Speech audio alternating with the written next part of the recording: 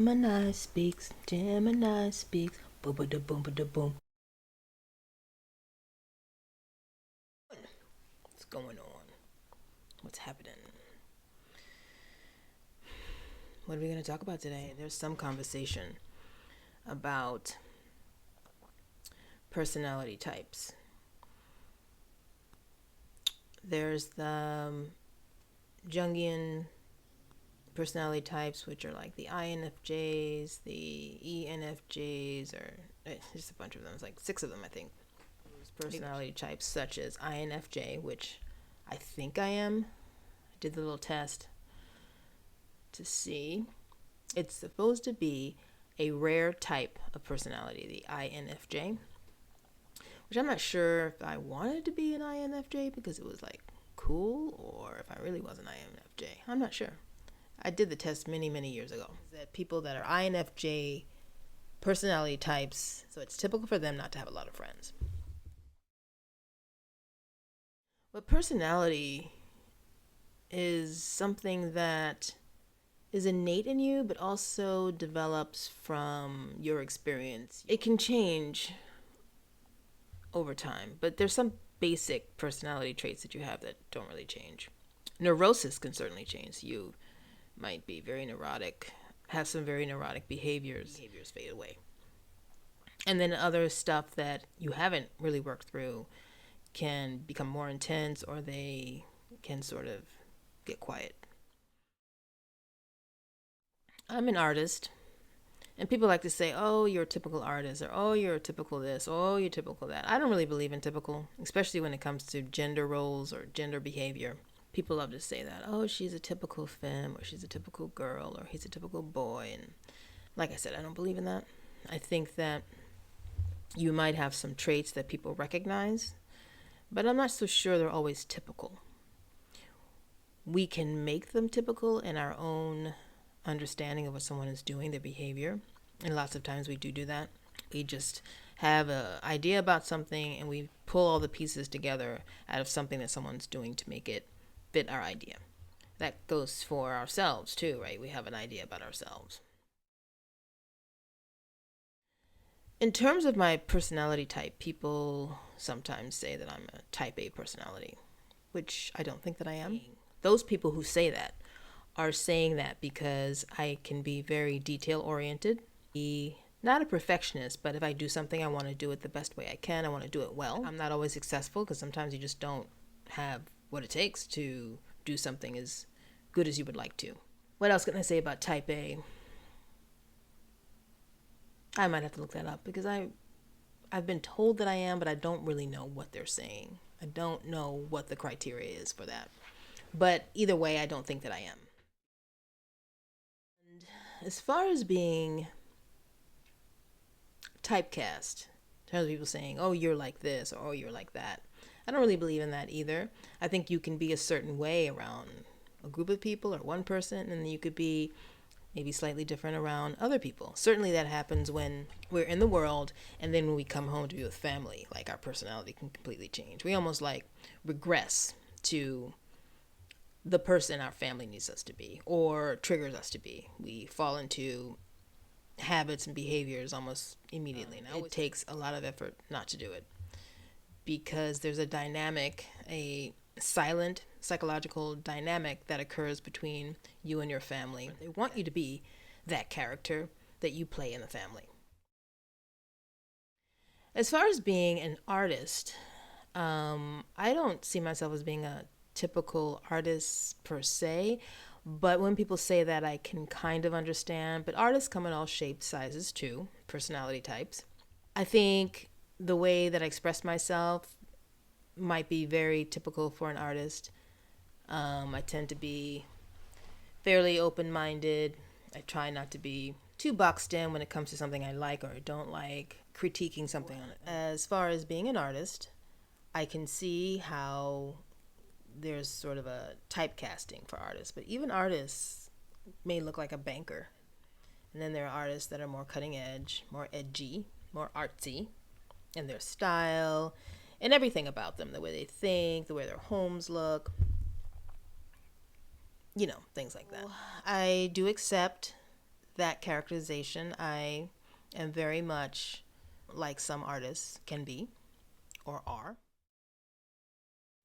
I'm a Gemini, as you know, but I have if you believe in such things, if not, just listen. And I have my moon in Pisces, and I have my Venus in Cancer, and I have my rising in Leo. When people meet me, they don't typically think that I'm a Gemini because those planets actually influence personality more so than your sun sign. Lots of times your sun sign is one thing in terms of your presentation, and then the moon is another thing in terms of presentation, and so is your rising sign. So your rising sign is usually what people see first, and then in terms of how you deal with people or how you might deal with your emotions, and it has another placement in terms of that might be your moon. How you relate to people in love might be your Venus, and how that happens. So I have a lot of water in my chart. I also have a lot of air.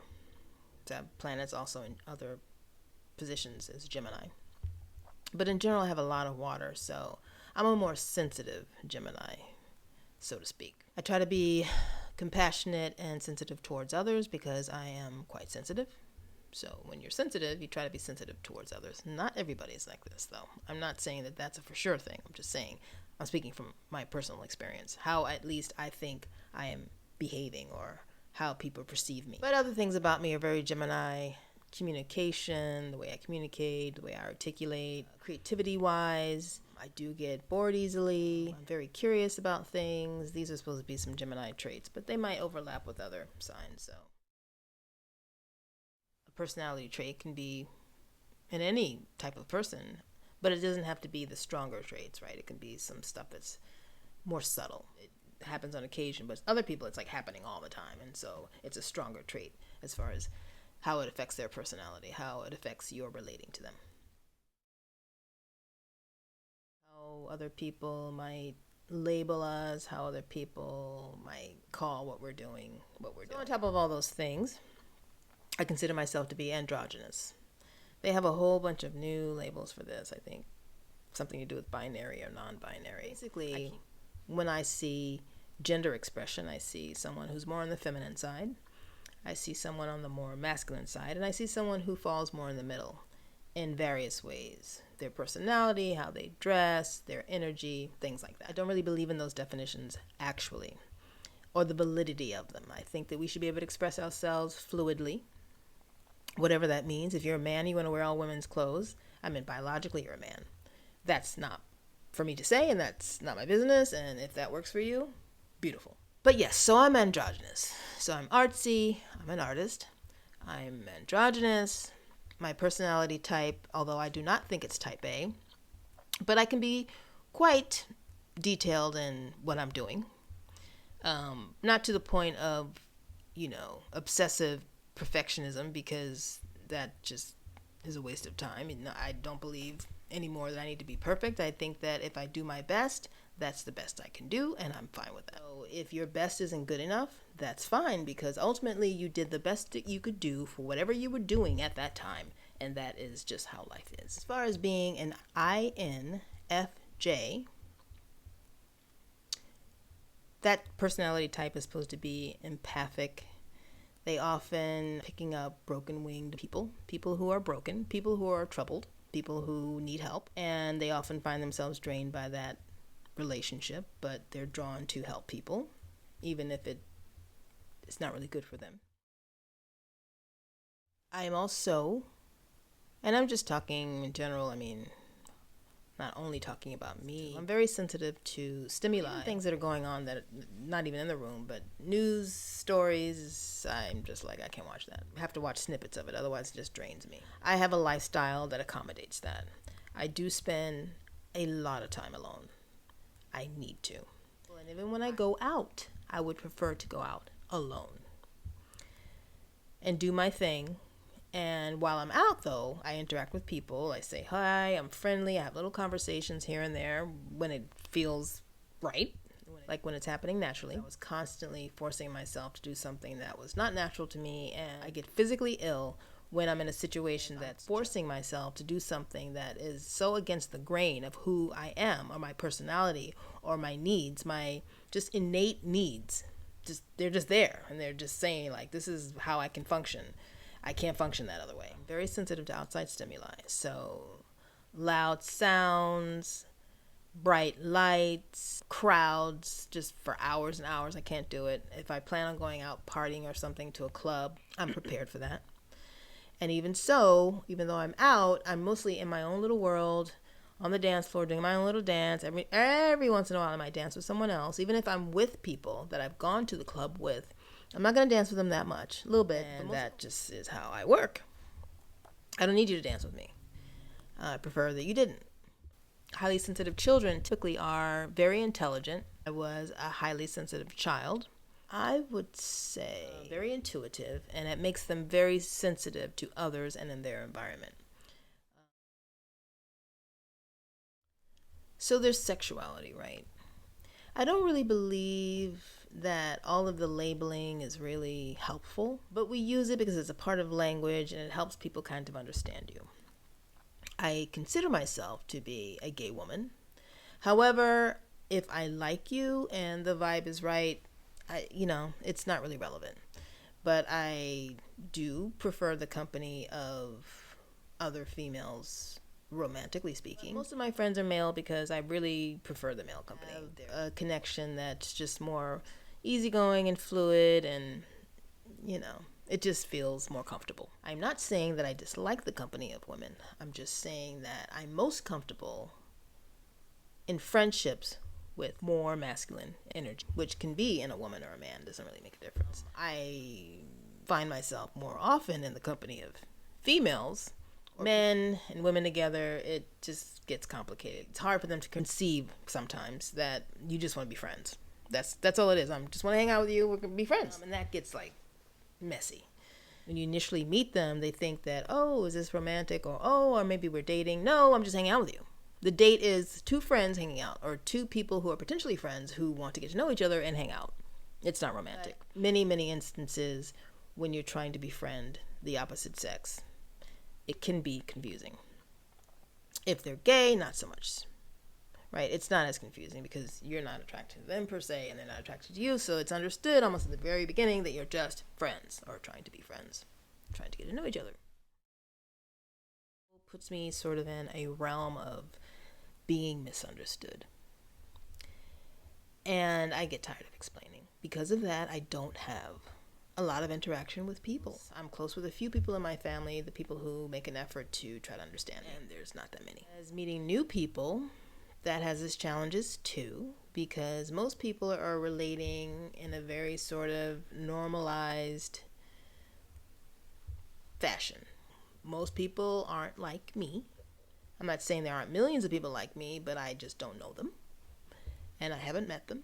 If I were to try to meet them, I would most likely meet them in an artist environment, perhaps in a gay culture environment, and simply because those are the people that aren't really fitting into the other spaces, and so they wind up there, and they wind up being more comfortable there because when you live outside of the so-called norm, you tend to congregate in these sort of subcultures. So I'm a part of a subculture.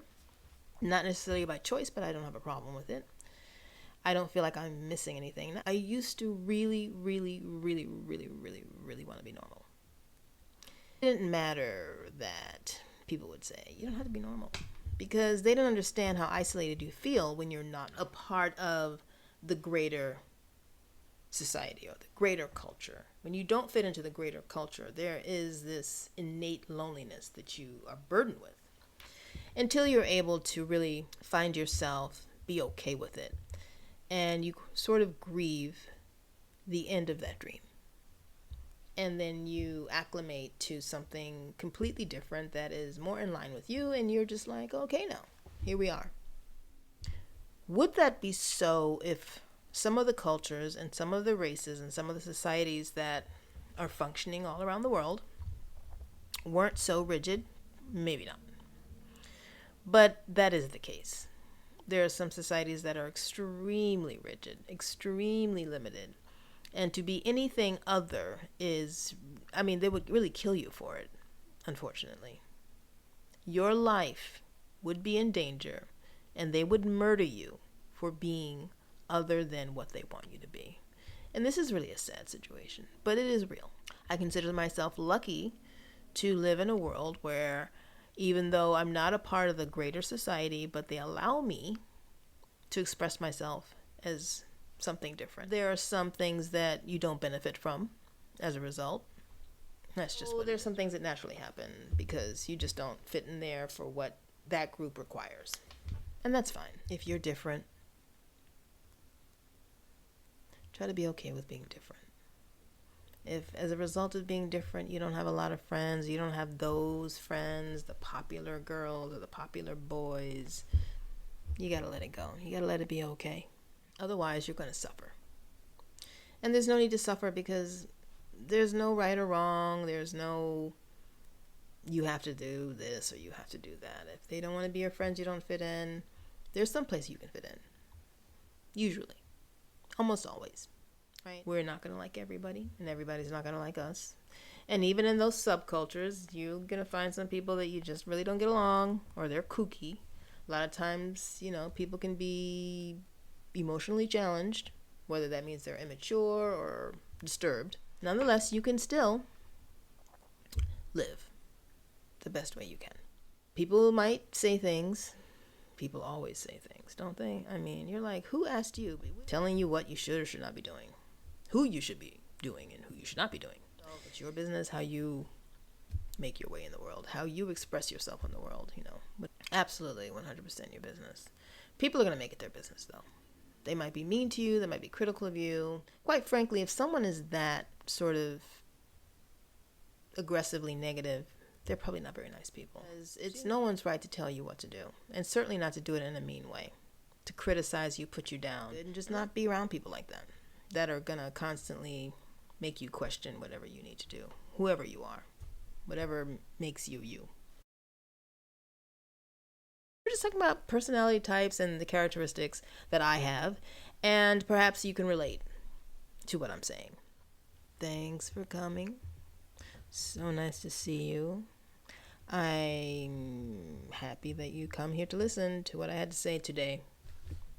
All right now. All right now. Peace. Gemini speaks. Boom, boom, boom, boom.